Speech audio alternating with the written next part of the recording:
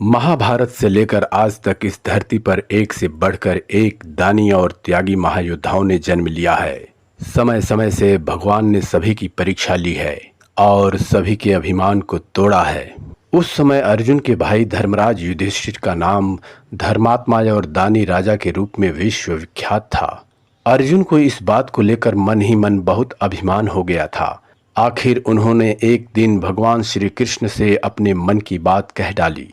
अर्जुन ने श्री कृष्ण से कहा कि मेरे भाई धर्मराज युधिष्ठिर जैसा कोई भी धर्मात्मा और दानी राजा नहीं है। अर्जुन की यह बात सुनने के बाद भगवान श्री कृष्ण मुस्कुराए और बोले, हे अर्जुन, धर्मात्मा और दानी में देखा जाए तो तुम्हारे भाई धर्मराज का नाम सबसे नीचे है। यह सुनकर अर्जुन को बहुत बुरा लगा, क्योंकि वे भ्रम में थे कि मेरे भाई युधिष्ठिर जैसा धर्म की रक्षा करने वाला और दानी कोई और दूसरा हो ही नहीं सकता। अर्जुन ने श्री कृष्ण से कहा कि यदि मेरे भाई युधिष्ठिर का नाम सबसे नीचे है तो सबसे ऊपर किसका नाम है? भगवान श्री कृष्ण अर्जुन की व्याकुलता देख अर्जुन से बोले, यदि तुम जानना ही चाहते हो कि वो कौन है तो सुनो, उसका नाम है राजा मोरध्वज। अर्जुन के भ्रम को दूर करने तथा राजा मोरध्वज की परीक्षा लेने के लिए भगवान श्री कृष्ण ने योजना तैयार की। वे और अर्जुन एक साथ ब्राह्मण बन गए और यमराज को बुलाकर एक बुढ़ा शेर बना दिया। फिर देर किस बात की थी, चल दिए राजा मोरध्वज के द्वारे। वीडियो में आगे बढ़ने से पहले सब्सक्राइब अवश्य करें और बेल आइकन दबाना न भूलें।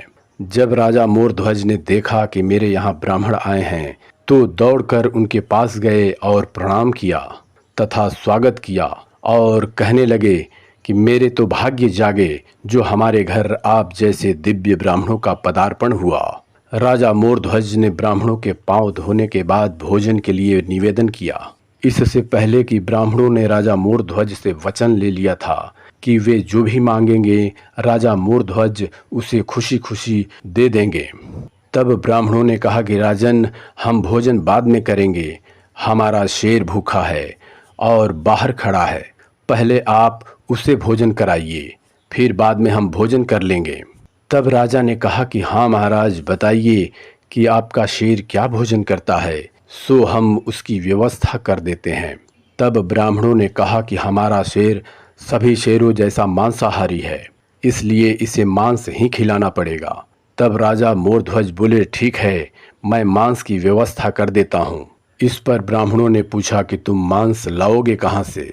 तुम किसी जानवर का मांस लाओगे या फिर किसी प्रजा की बलि चढ़ाओगे? तब राजा ने कहा, ना महाराज ना, जीव हत्या तो पाप है और प्रजा तो भगवान है। इस पर फिर भगवान श्री कृष्ण ने पूछा कि फिर मांस कहाँ से लाओगे? तब मोरध्वज बोले, मांस तो हमारे शरीर में भी है, मैं अपने शरीर का मांस काटकर शेर को खिलाऊंगा। यह सुनते ही ब्राह्मण बोले, सुनो राजा, हमारा शेर आपका मांस नहीं खाएगा, क्योंकि आप बूढ़े हो गए हैं, आपका मांस कठोर है और हमारा शेर भी बूढ़ा हो गया है, इसके दांत कमज़ोर हो चुके हैं, इसलिए उसे नरम मांस की ज़रूरत है।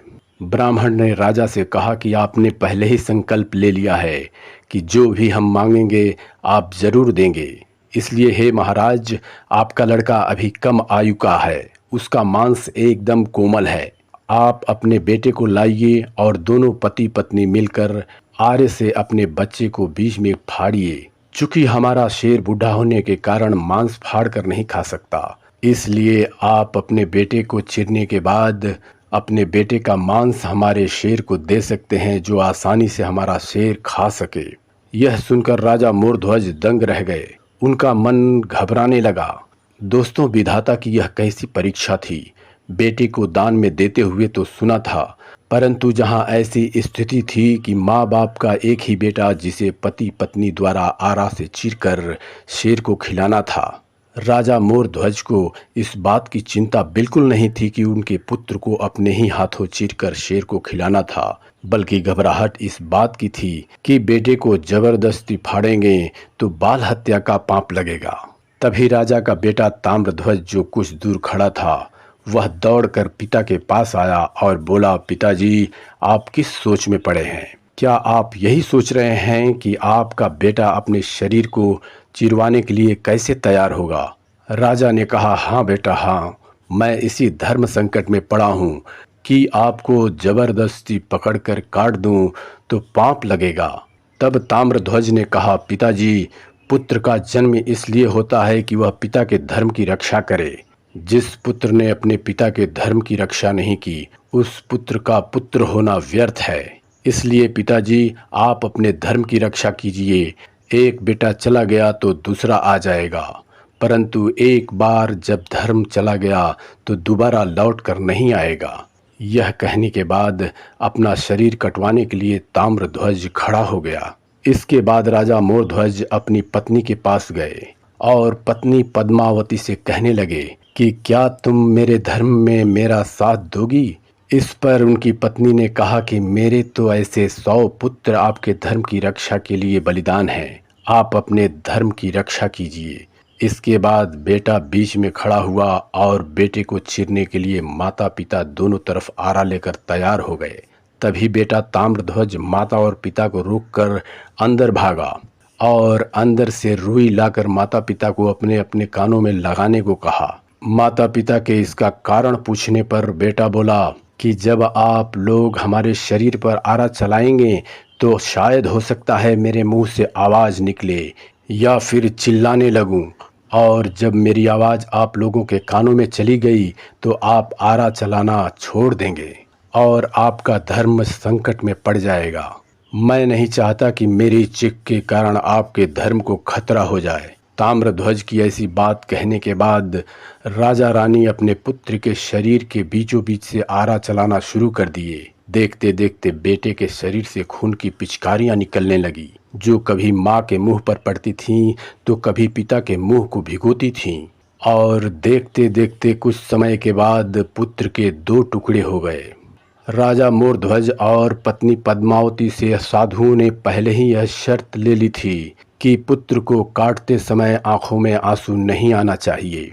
पुत्र ताम्रध्वज के जब 2 टुकड़े हो गए तो साधुओं ने राजा और रानी से कहा कि इस बालक के शरीर का एक टुकड़ा शेर के आगे डाल दो और दूसरा बाहर फेंक दो। ताम्रध्वज के शरीर के आधे भाग को शेर खा गया और आधा भाग बाहर फेंक दिया गया। यह देखकर उस माँ के एक आंखों से आंसू निकल गए। इस पर साधुओं ने कहा कि माँ रोई क्यों।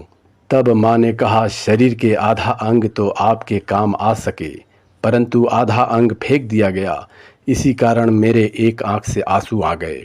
तब यह सुनकर ब्राह्मण खुश हुए और बोले कि राजन, शेर तो खा लिया, अब हमें भोजन कराओ। राजा मोरध्वज ने ब्राह्मणों के लिए भोजन परोसा। ब्राह्मण भोजन करने बैठे और जैसे ही रोटी का एक टुकड़ा खाने के लिए मुंह के पास ले गए, ठीक वैसे ही वापस उस रोटी के टुकड़े को थाली में रख दिए। फिर साधुओं ने राजा मोरध्वज से कहा कि हम आपके घर भोजन नहीं करेंगे, क्योंकि हत्यारों के घर हम भोजन नहीं करते। आपने अभी अभी अपने पुत्र की हत्या की है। यह कहकर ब्राह्मण वहां से जाने लगे। तब राजा रोते हुए दौड़कर उनके चरणों में गिर पड़े और कहने लगे कि महाराज, मेरे घर से अतिथि भूखा चला जाएगा तो मेरे जीवन भर की भक्ति और जीवन भर का पुण्य आज व्यर्थ हो जाएगा। इसलिए हे ब्राह्मण देवता, हमारे घर से भूखे न जाइए। हम हत्यारे नहीं हैं। आपने तो कहा था, आपके आज्ञा के अनुसार मैंने किया। तब ब्राह्मणों ने कहा कि लेकिन हत्या तो तुमने ही की है, तुम बाल हत्यारे हो। यह कहकर ब्राह्मण वहां से चल दिए। तब राजा मोरध्वज पृथ्वी पर गिर गए और कहने लगे, मैंने अपने माथे पर पुत्र हत्या का कलंक ले लिया है। लोग अब हमको क्या कहेंगे कि कैसा राजा है कि अपने धर्म के लिए अपने पुत्र को मार डाला। यह कहते कहते राजा रोने लगे और अर्ध चेतना की अवस्था में भगवान की प्रार्थना करने लगे। प्रार्थना करते करते राजा बोल पड़े, बेटा ताम्रध्वज, एक बार तूने मर करके अपने पिता के धर्म की रक्षा की है। एक बार तू जीवित होकर अपने पिता के धर्म को बचा ले। यदि तू जीवित नहीं हुआ तो तेरे पिता का धर्म चला जाएगा और तेरी मृत्यु व्यर्थ हो जाएगी।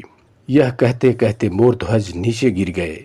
तभी अंदर से आवाज आई, पिताजी, मैं मरकर भी आपके धर्म की रक्षा करूंगा और जीवित होकर भी आपके धर्म की रक्षा करूंगा।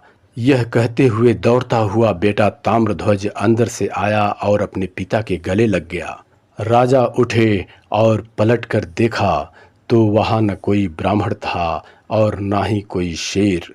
उनके सामने तो साक्षात चतुर्भुज रूप श्री कृष्णचंद्र हाथ में शंख चक्र गदा धारण किए खड़े थे और दूर खड़े अर्जुन निरंतर रोते जा रहे थे।